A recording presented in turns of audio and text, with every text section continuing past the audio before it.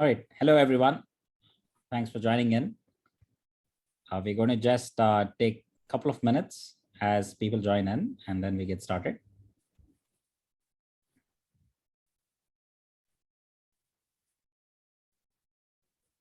I'm quite audible, I'm assuming. Hari, you can. Yeah, sounds clear. Cool. We have an engaged audience. Thank you, Rahul. Perfect. So nothing like being on time. So I think we started at 7:30. So we have enough people already joined in. Thank you so much for being on time. And as people join in, probably they can try catching up. We can get started if everyone is set for it.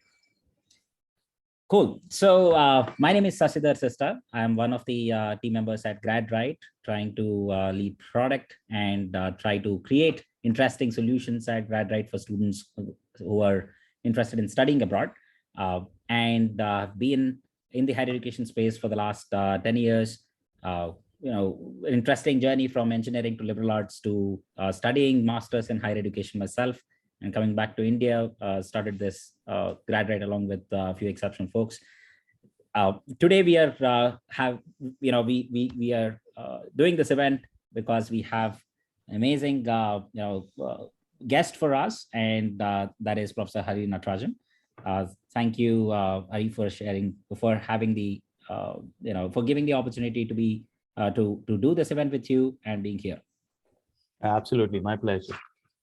So I'll, the agenda of this conversation would be, probably I'll take a couple of minutes to introduce what GradRight is, and also, a bit about Professor Hari Natarajan, and then we dive into a set of questions. This would roll in the form of mostly a question answer kind of a conversation, trying to think of whatever students have in their minds, but nothing like you guys actually asking questions, and for Professor Natarajan to answer on this conversation, on this event.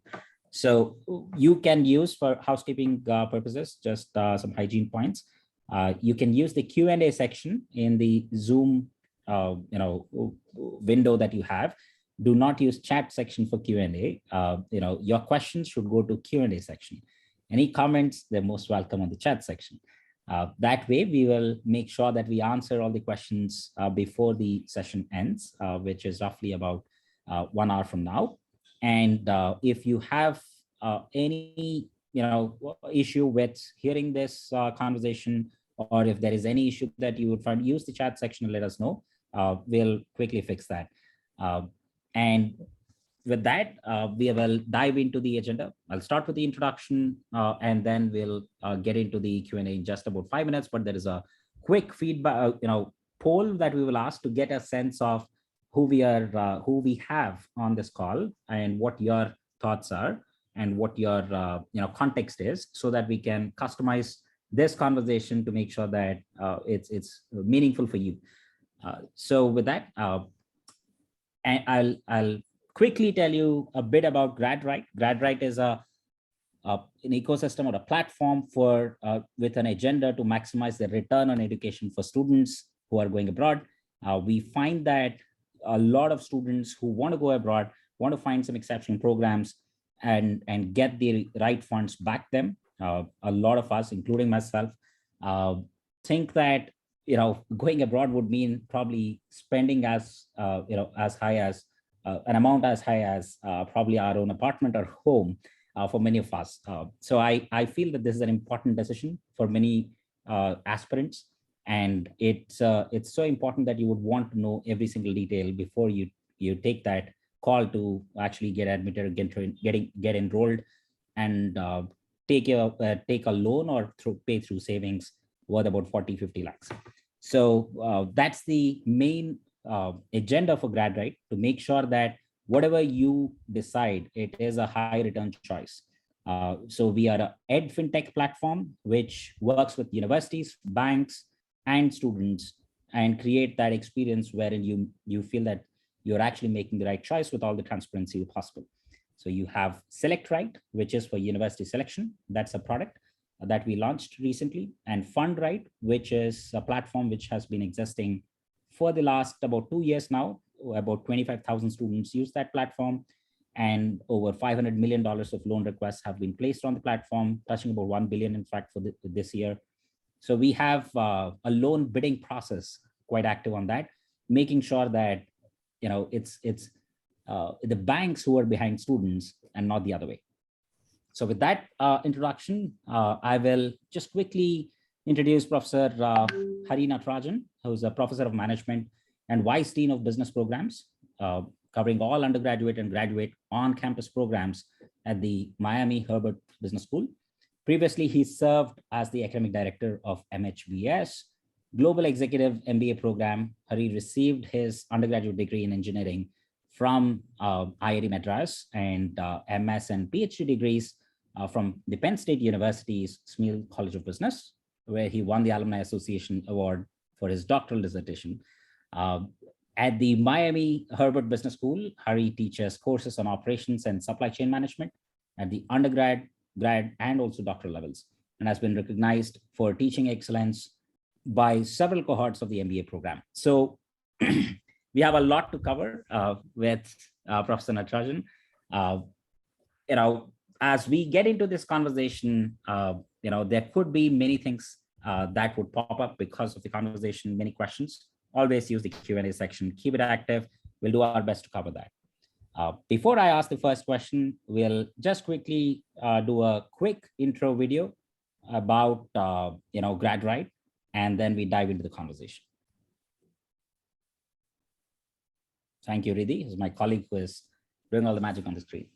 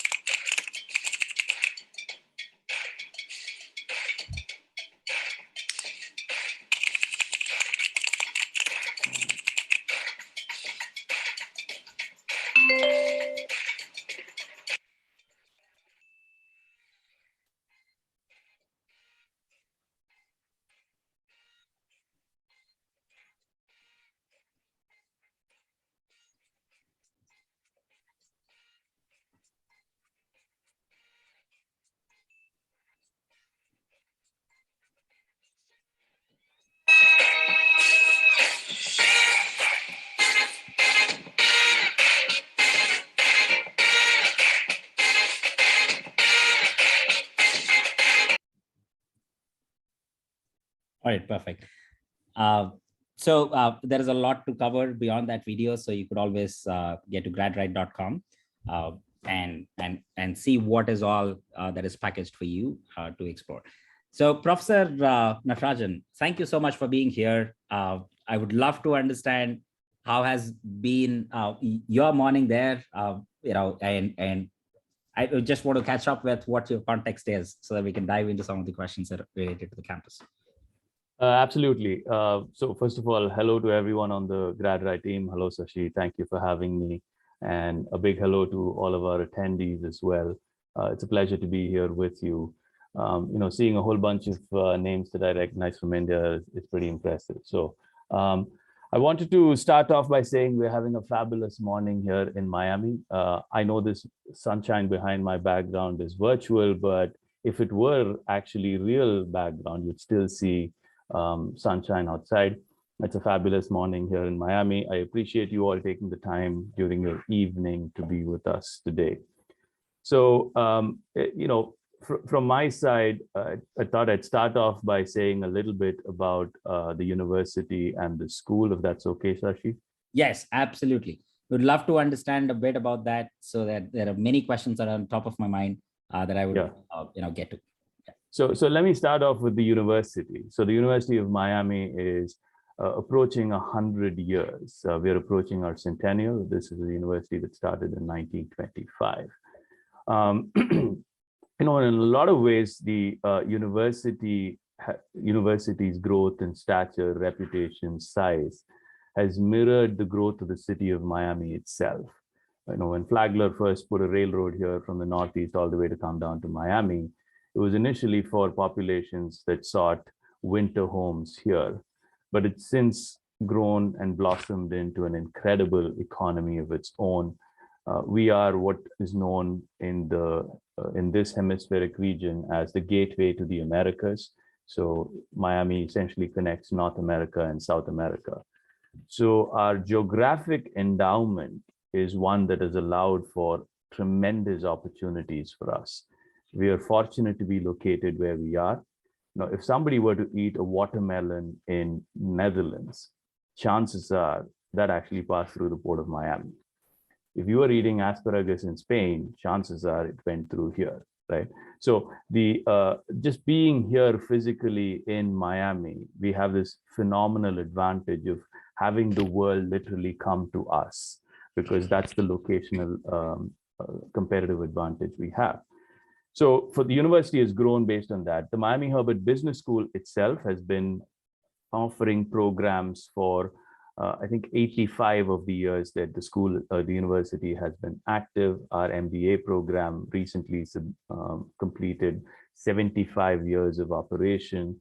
We have a large portfolio of programs on the MBA side, a large portfolio of programs on the specialized master's side, all to cater to the needs of the student and the market. So when we design these programs, we're very careful in understanding what market needs are, what are employers looking for, what are the skills that they're seeking.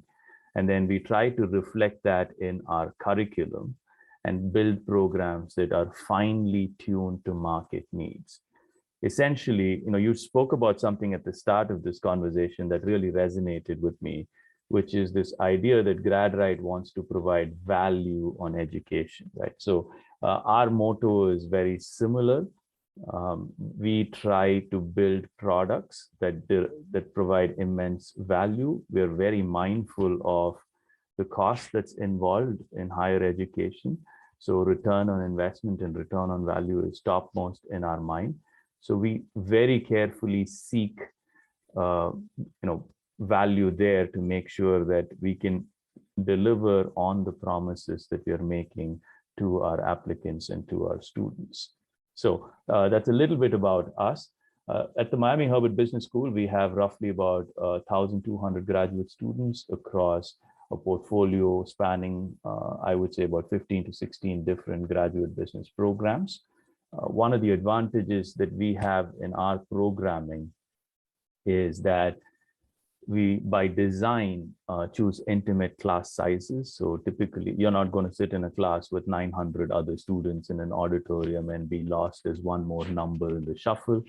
We make sure that faculty to student ratio is something that we can carefully address. So that's broadly what we do.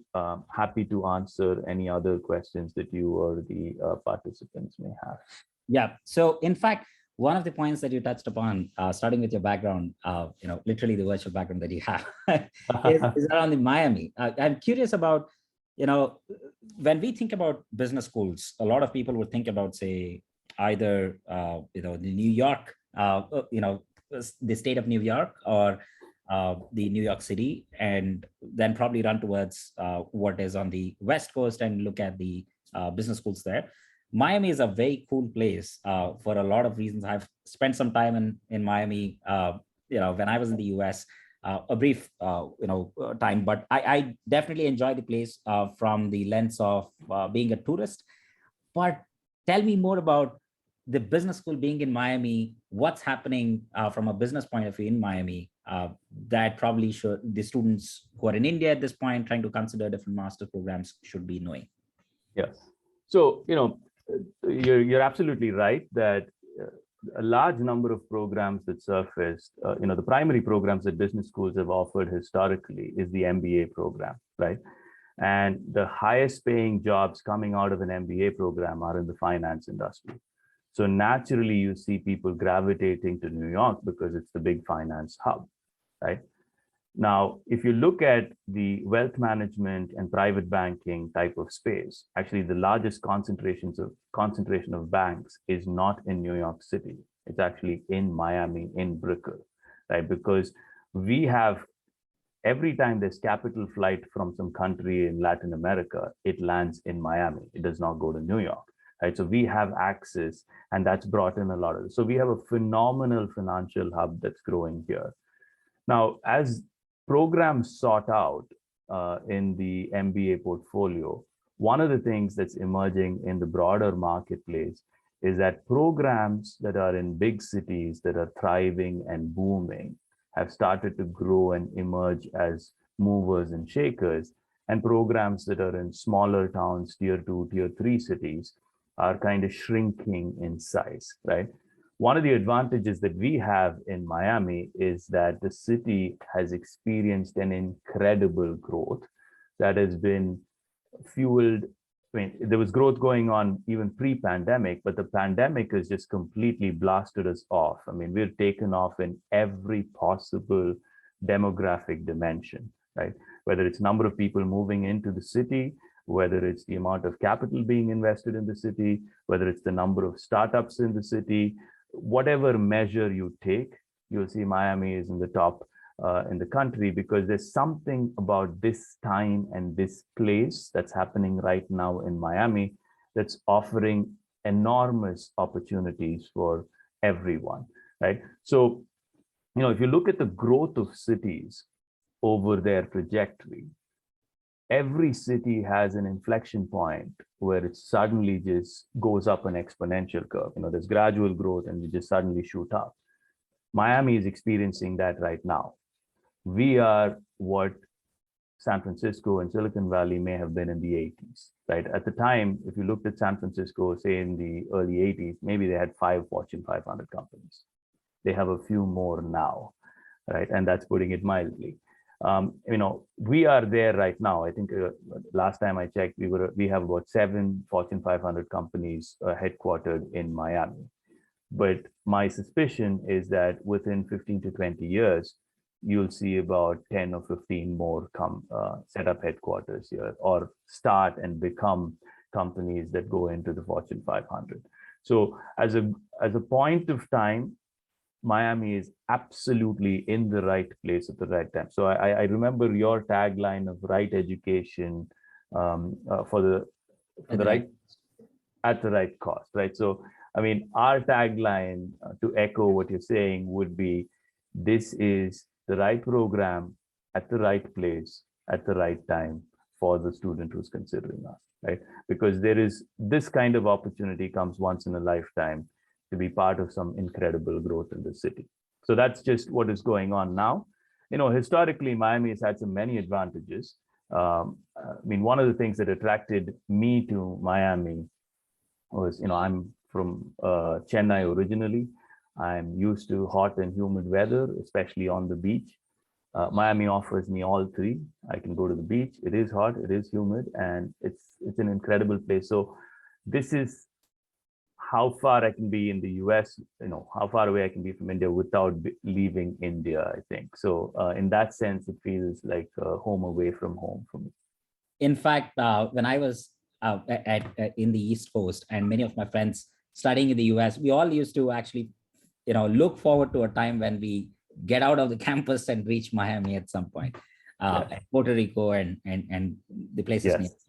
Yes. So, you touched upon the programs. So there are questions also related to the MBA program and also the MS programs related to the business areas. So before I touch on that, I want to just launch a quick poll to get a sense of, what kind of audience are we talking about or talking to today. Guys, go ahead and answer these 3 questions, or 3 to 4 questions, which are about, for the first one is around the country of preference. What are the countries that you are thinking about as you are planning your master's abroad? And what stage are you in your study abroad journey? The second question. And whether you're shortlisting, you're looking for the right program, looking for funds, where are you in the journey? And which program are you interested in? These are some of the programs that we could talk about today based on the interest levels and the areas that you might be finding it relevant for you. And which intake are you looking at? Immediately for fall 2022, spring 2023, or later. I hope everyone found the time to quickly answer these questions. Remember, the first one is multiple choice. You can select multiple countries based on your interest.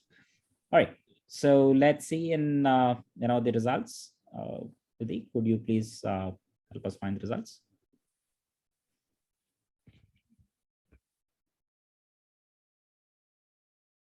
All right, so about 56% for the US and about 22% for Canada. About UK, is also about 56%. So a lot of people are thinking about US and UK at this point. A lot of people think about UK considering that they assume some of the application deadlines are closed in this time. But there are many universities with different kind of deadlines and different approaches towards application process. So probably we could just talk about that and see whether there is anything that would resonate with those guys to consider US or based on what their preference is. The second one, what stage are you in study abroad? About 40% are starting out, about 40% are looking at the right program and trying to, about 6% currently in shortlisting universities. Which program are you interested in? About 33% in the MBA program, and about MS in business analytics, about 28%. And then comes, I would say, MS in finance at 11%. All right, so the last one, most of them, about 40% of them looking for spring 2023, about 10 to 12% looking for the immediate fall 2022, and fall 2023, about 30%. So that gives a sense of what kind of audience are we looking at, and probably we could just touch upon the masters, because there is a lot of interest in MBA as well as the MS programs, about 35-65%. So could you help us understand who should consider a master's program and who should go for an MBA program? A lot of people think about this. So let me answer this from the standpoint of what the market is looking for, right? I think, from an employer standpoint, they seek two types of people. They want people who have functional expertise. So accounting, finance, supply chain, operations, whatever the case may be, right? And typically the way careers grow within companies is you start within some function with some expertise. You start, let's say, as a marketing analyst, then you become marketing manager, senior marketing manager, and then you go on to become a director of marketing. So at the initial entry level, so for some of the younger profile students who have less experience or who are even straight through from college, the specialized master's programs offer a natural path to grow within companies, right? So that's the candidate that they would seek if they were looking for the marketing analyst, someone who has expertise in this area. So if they're looking for a financial analyst or a business analyst, that's what they're looking for. So typically for that role, you want someone who just finished undergrad, finished a master's, and then they bring the depth that you need to succeed in the profession. Now, later on, mid-career, when you have a few more years of experience, let's say you go to the director level, let's say you go to the mid-level management level, at that point of time, your role starts interfacing with other functional areas. So the marketing guy now has to start talking to the accountant has to start talking with the finance guy, finance has to talk to ops, and so on, right? So at this point, what you need is a broader based knowledge to help you make the connections across all of these things. So historically, this is how companies have started approaching this. So when we build our specialized master's programs, typically we have this profile in mind, right? Now, there are a couple of, this is the general rule. Of course, to every rule, there are exceptions, right? One of the things that we found is that for the MSBA program, for instance, or even the MSF program, the Masters in Business Analytics and in Finance, we have a lot of people who come back to us after, let's say, 6 years, 7 years of experience in industry. And so what they are essentially doing is, after a few years, they've recognized what their true passion is. Right? Maybe you started off in marketing, but then really the marketing analytics portion is really what you're passionate about. And so they come back to us to upskill on that dimension. So there could be the possibility someone looking for a specific skill set that they are looking to cover or identify a gap within their profile that they're trying to address. And so you start, they come back to master's programs. Now, the MBA program typically, so there's gradations of the MBA program. So at Miami Herbert, for instance, we have a full-time MBA program.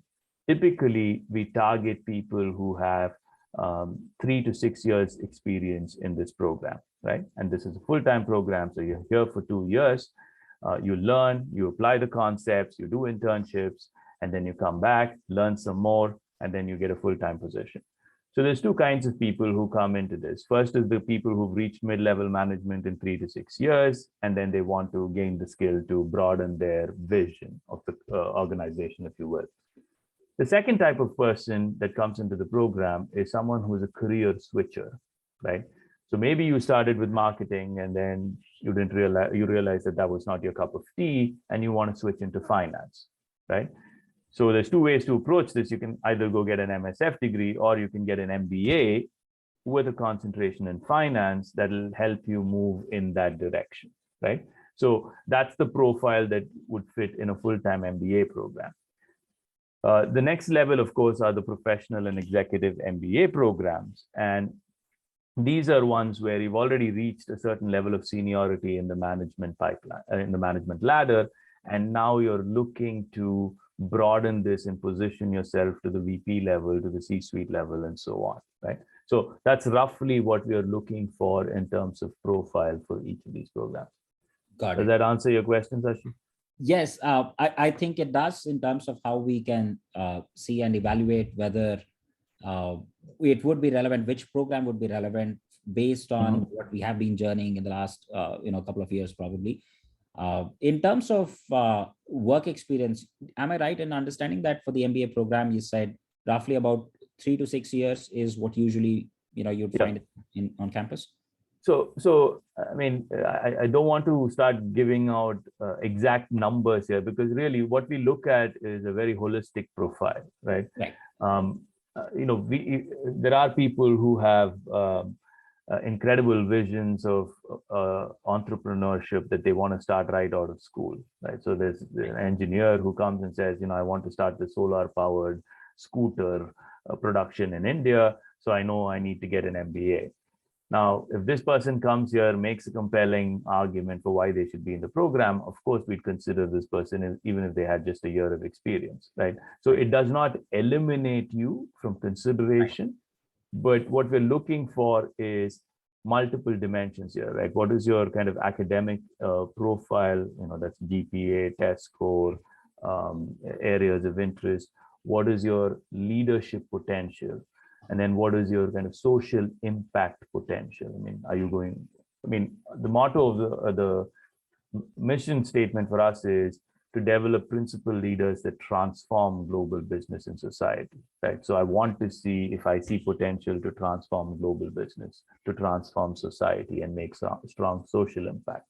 So if we see evidence of that, then of course, some of these factors can be discounted.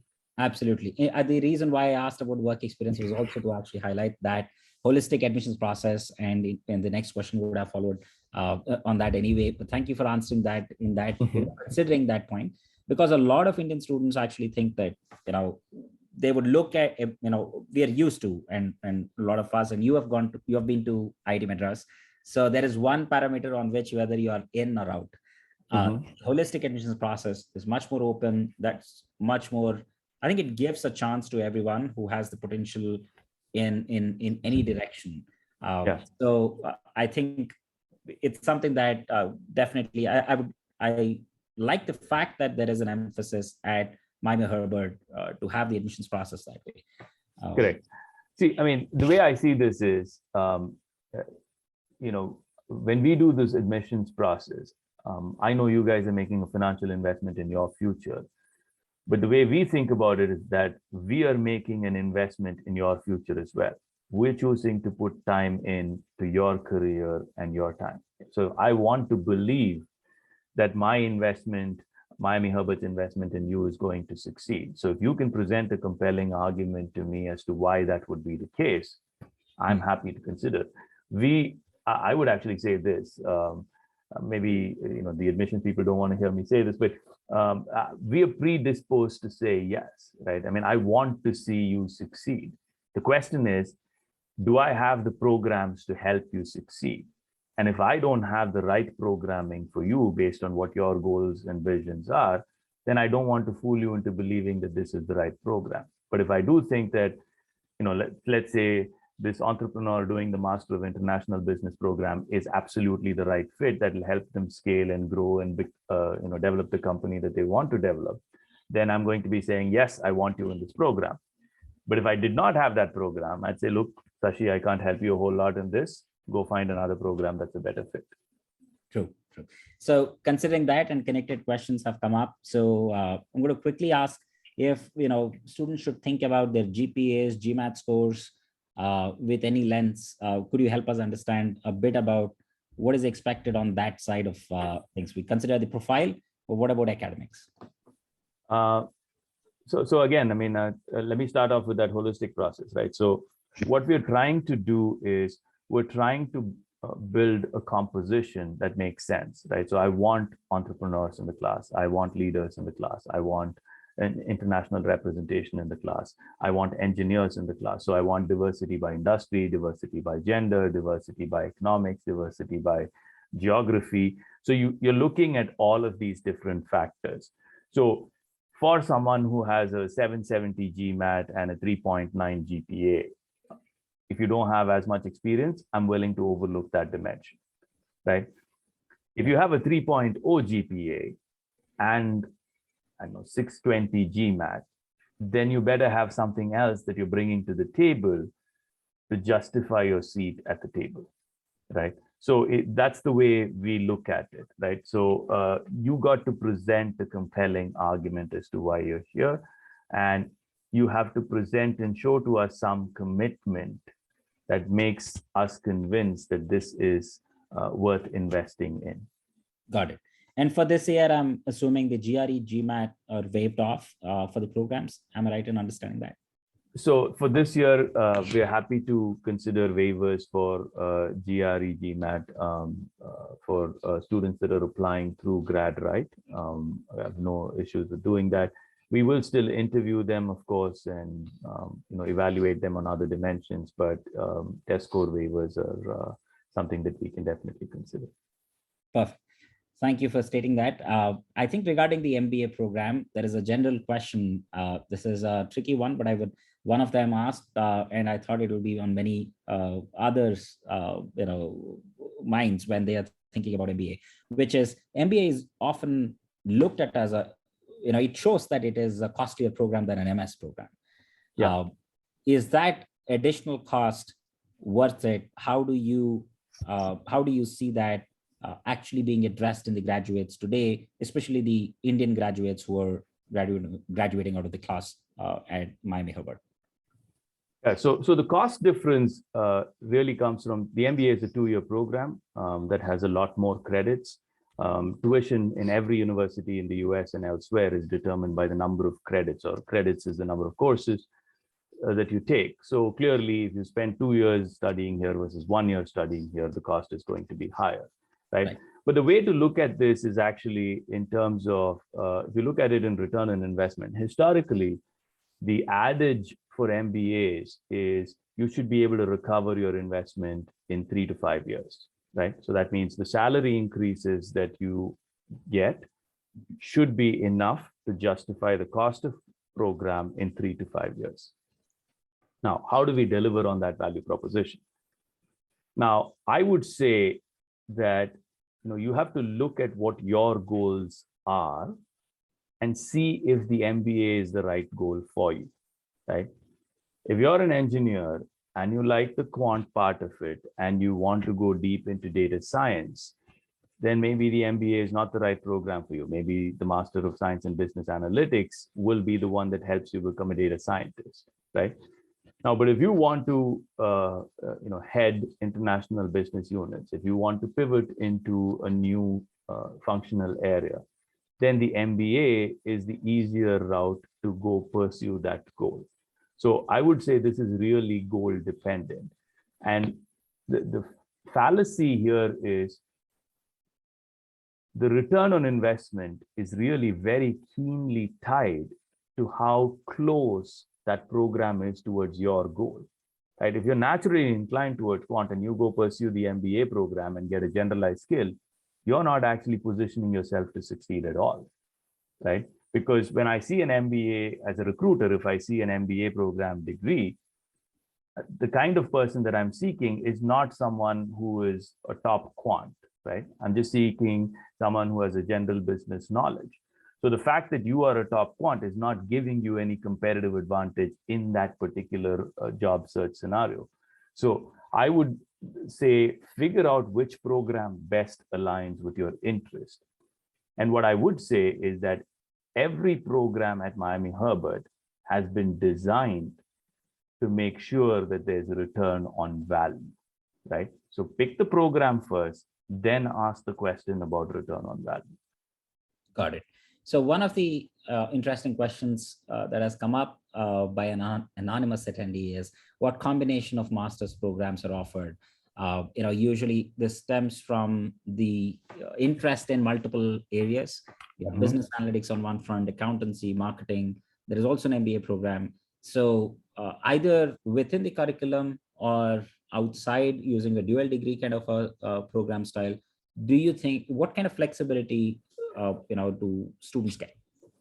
So typically, I would say roughly 20 to 25% of every specialized master's program has electives. And electives basically where you can go take courses that are offered for any of the other specialized masters. So if you're in finance and you want to take an analytics class, of course you can. There are some prerequisite classes. So, presumably you'll have to work through the prerequisites to get to the class that you want. But broadly, that's a situation. I mean, one of the advantages that we have as a business school is that we offer 8 different specialized master's programs.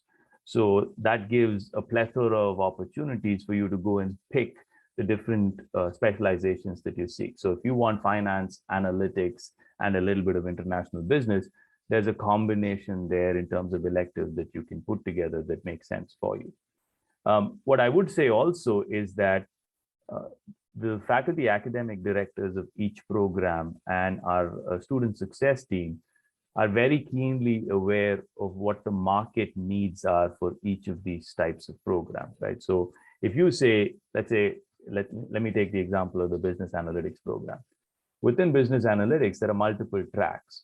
So you can go and do supply chain analytics. So there's a bunch of electives that you can take in that space. If you want to be a pure data scientist, not focus too much on applications, just focus on more data science, then there's a whole bunch of technical methodological classes that you can take. Let's say you want to go more into analytics and fintech, then there are classes that you can take on the finance side that will complement that. So in each of these streams, there are several branches that you can take that will help you achieve the combinations that you're seeking.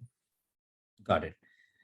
Perfect. So another point that we did not touch, but I'm sure there is a lot to talk about, is in terms of the minimum requirements for any of the programs. A lot of Indians actually have, a lot of engineers have 4-year degree programs, but there are exceptional folks who graduate with a 3-year degree program, considering the different structures of degrees in India. And US often looks at a 4-year degree requirement, and probably, university, Miami Herbert has a different way to look at it. So how do you see a 3-year degree holder applying to Miami Herbert, and in which cases are they eligible, and how will they know it? So basically, I mean, the fundamental driving principle that we have is driven in part by our own intuition that a 3-year BCom degree in India is actually a pretty rigorous training for a master's in accounting program, for an MBA, for many of these different things. So what we do is, many of the credentialing services, WES, Joseph Silney, all these different places, there are 3-year degrees within India from select colleges that automatically are considered equivalent to 4-year degrees, right? So, and this typically stems from the NIRF list that the Indian government releases. So if you're an A+ school there, so this would typically be true, I know Chennai well, so if you're Etharaj College or Meenakshi College or Stella Maris for colleges for women, or Loyola College, you would typically make the cut here. So a 3-year degree from one of those institutions, or let's say St. Joseph's or Mount Carmel in Bangalore, all of these would typically make the cut in terms of being considered equivalent to a 4-year degree. So we are, again, a bit broader in how we look at this, and not narrowly saying, well, you have to do 3 years and that's and do 1 more year of some fake masters just for the sake of doing it. Got it. I think there are questions around application fee waivers, GRE, GMAT waivers, scholarships. Do you want to touch upon any of these at this point? Anything that is on top of your mind? So look, we like working with GradRight. So for anyone who's attending the session and applies through GradRight, we're happy to offer an application fee waiver, just so that we build on the partnership that we have with you guys here. So all they have to do is go to the application portal, which is Business Gas, start their application, and then share with you the application ID. We'll send a code over and make sure that their application fee is waived. And GMAT, GRE waiver, we talked about it. We're happy to consider test waivers for all of the students who apply through this portal. Perfect. So in case anyone is interested in evaluating their own profile for Miami Herbert, they can reach out to us. We'll share the contact details on this session itself, so that you can definitely figure out if you are qualified for any of these app fee waivers or GRE GMAT waivers and the application requirements. We can quickly confirm that. Another point is around scholarships. There are a few scholarships which will vary based on different profiles usually, so different kind of requirements for different programs probably. So how do you want to touch upon that a bit? What can we expect as students when we apply? Yeah, so the students can expect fair scholarship consideration. Let me start by saying that. Okay. The way we determine scholarships is, of course, based on a combination of multiple factors. There is the academic profile, that's the starting point, test scores, GPA, relevant coursework. The second part of it is, during the interview itself, can you present a compelling argument on what you're going to do, why you're going to do what you're doing? All of this stuff comes together. And overall, we make an estimation of what we can provide based on merit and what the need is as well. Look, it's very hard to bridge the gap entirely, but we try and do what we can to make it work for the applicant. Got it. And one of the things that often comes to students' minds is that, how do we fund this?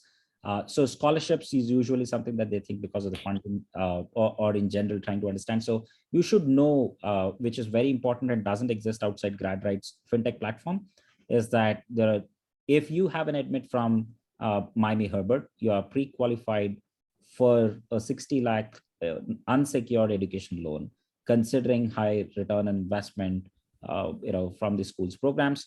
In fact, we have pre-negotiated this with banks, and it can go up to even 70 lakhs.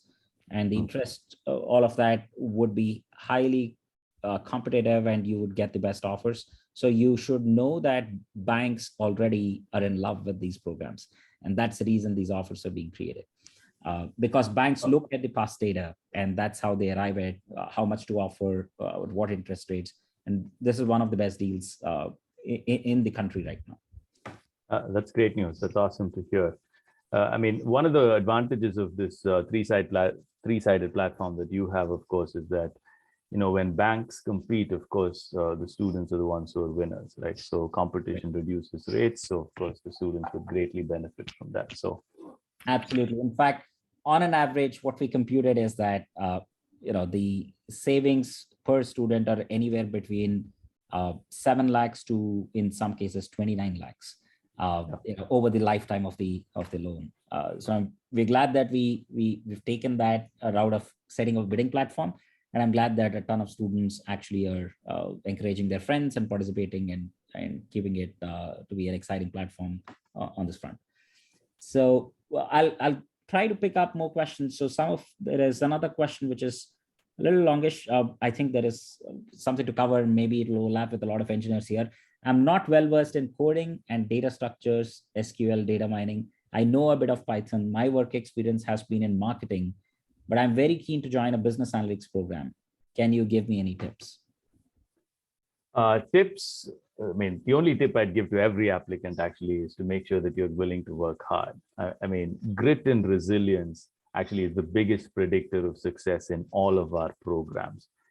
In a lot of ways, the way our specialized master's programs are designed, we do not assume any pre-knowledge, right? Other than bring a healthy, curious mind. Literally, there's no other requirement for even the MSBA program, which is a highly specialized program.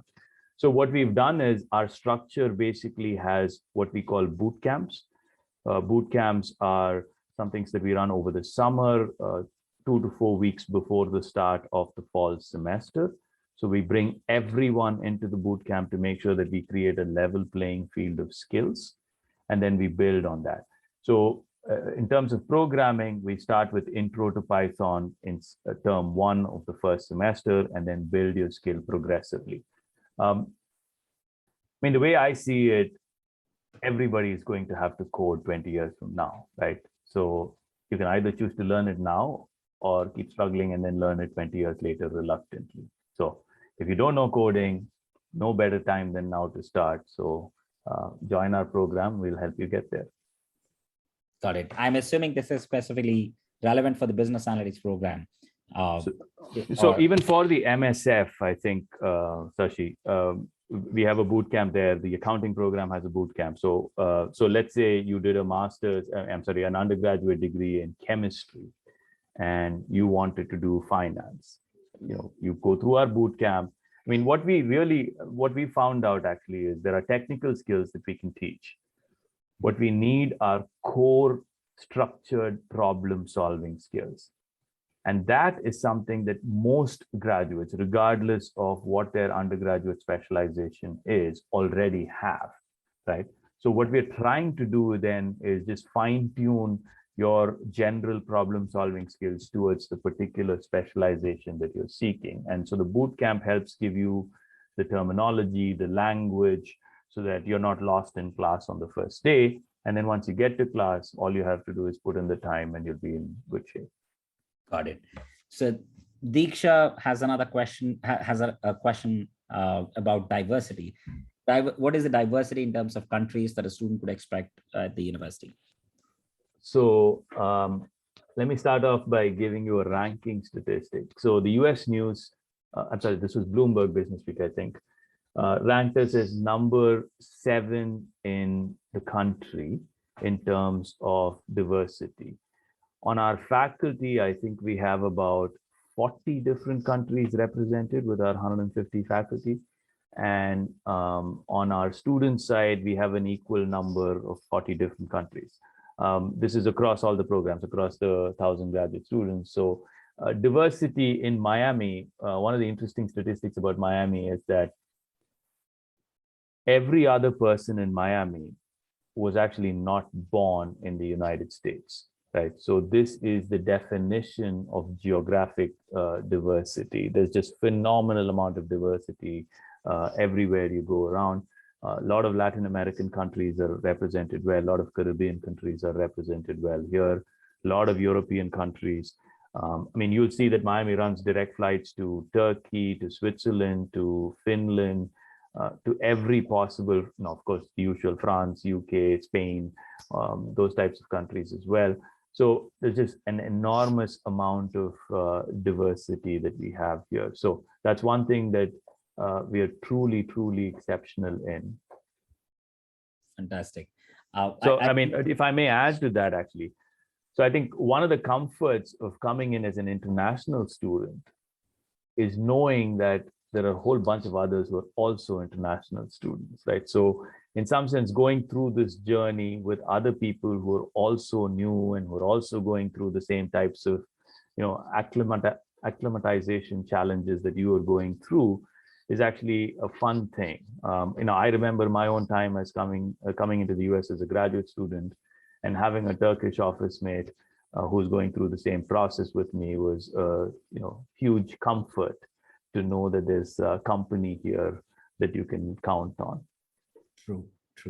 Absolutely. I think that counts a lot when we are actually one semester in, and how you go through the rigor, and then you try to see how everyone is going up. Absolutely. So another question is about students having internship opportunities. So we didn't touch upon that. So could you help us understand?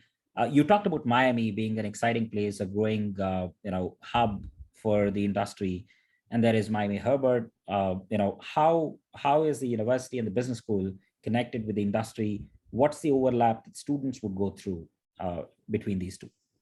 So there's several ways by which we connect our programming to industry, right? So first, within the curriculum, we have a heavy emphasis on experiential learning. So what that means is that it's not just theory, but we're putting theory in practice. So how do we do that? Every program typically has a capstone designed in it. So whether it's the Masters in International Business, Finance, or Analytics, or the MBA program, there is one significant experiential learning project that you do. So in that project, what we do is we bring in a company that identifies a problem. So this year, for instance, in the Masters in International Business program, we partnered with ProColombia, which is the country of Colombia's industrial development organization. And so ProColombia brought various companies from Colombia, Juan Valdez Coffee, other food producers, and so on, all of whom wanted to determine a strategy to enter the US market, right? So you're working with one of those companies. Let's say you're working with a coffee company. So Sashi and his team, their project would be to figure out a strategy to help this company enter the US market, right? That's what they worked on for 8 weeks, came up with a plan. You work with the actual company that's doing this, get data from them, put together a plan that makes sense, deliver output to them, and then present it and get a course grade while you're actually developing strong industry connections. So that part actually happens within the curriculum. The second part happens through our career office. So our career office is vibrant. We have employer relations with many of the employers in the local region. Typically, they come into campus to do lunch and learn events. They do workshops. So the consulting companies might come in and do a workshop on how to actually do a consulting interview.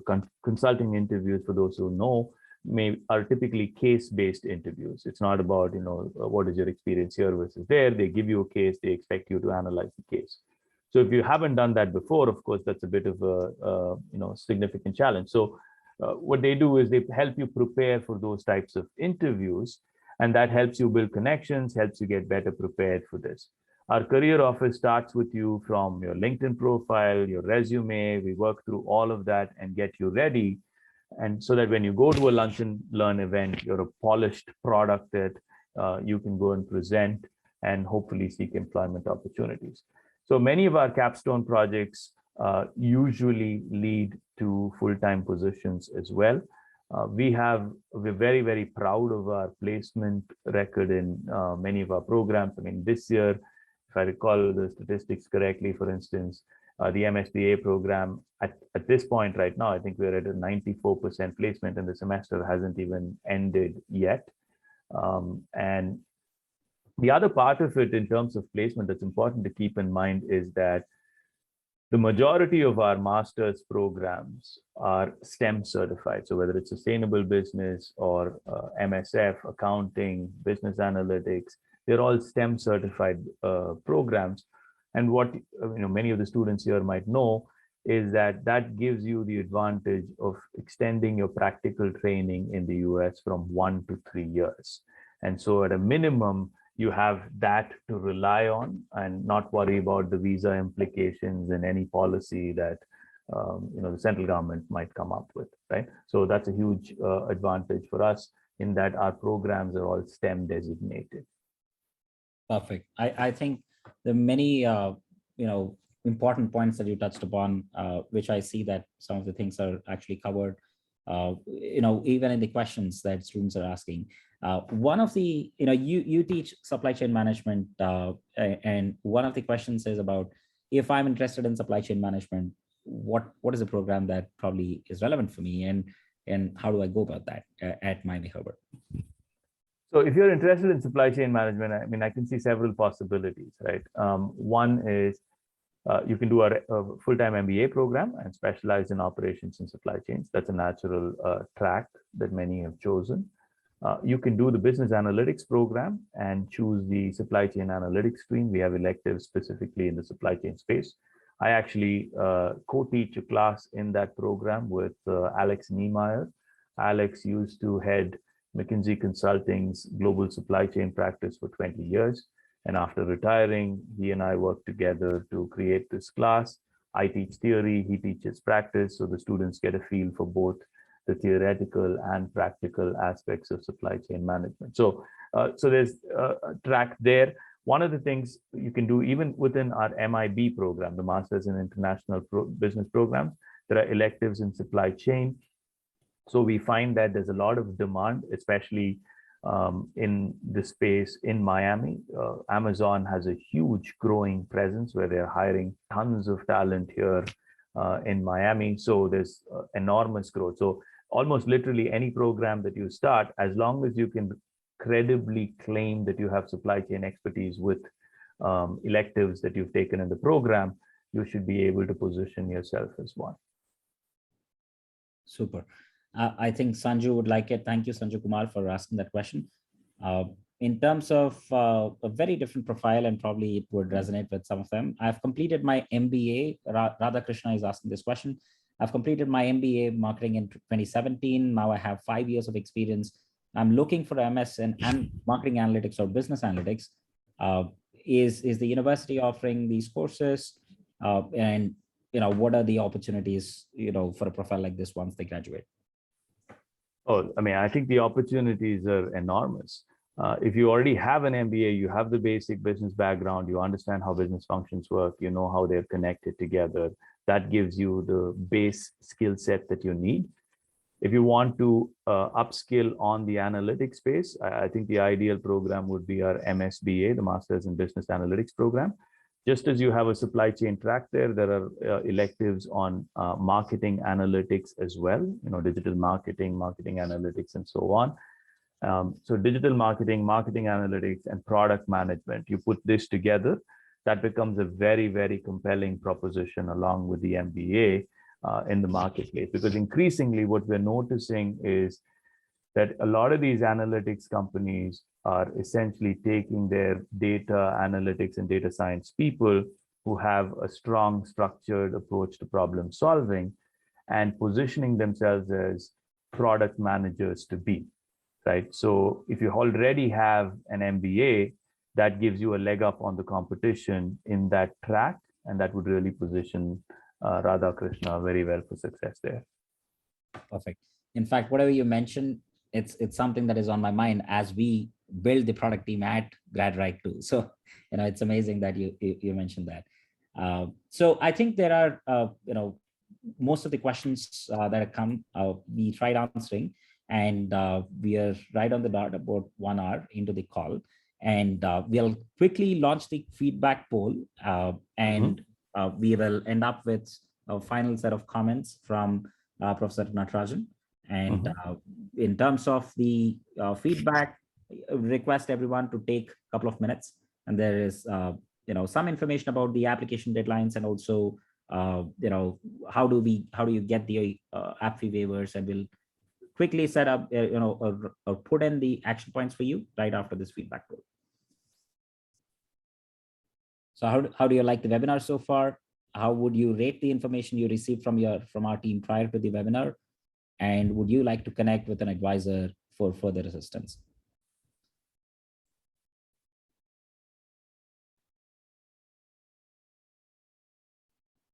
All right, thank you so much for answering that poll question quickly.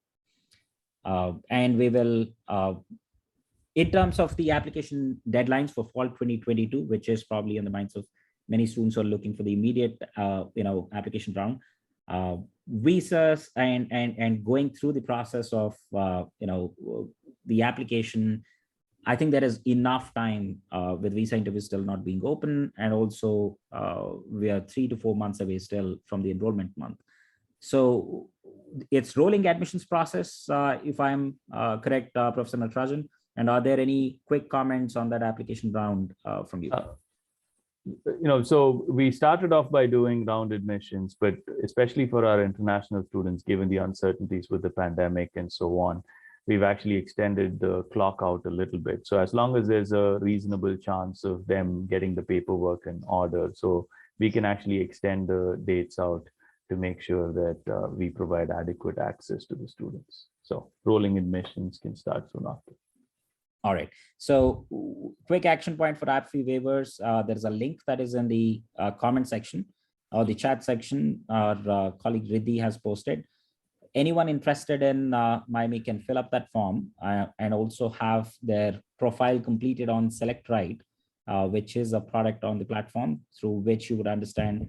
We will also be able to understand the match between the programs at University of Miami, Herbert School of Business, Miami Herbert School of Business, and your profile. And similarly, you would find out what's the chance of your admission, what's the whether you qualify for the app fee waivers and the GMAT waivers, and also the the application, the scholarship possibilities. So we'll connect there, anyone who's interested. And thank you so much for all the time from everyone who persisted through and listened in this conversation, and probably there is a lot of value that we could add as we continue to engage with you. Thank you, Professor Natarajan. Absolutely.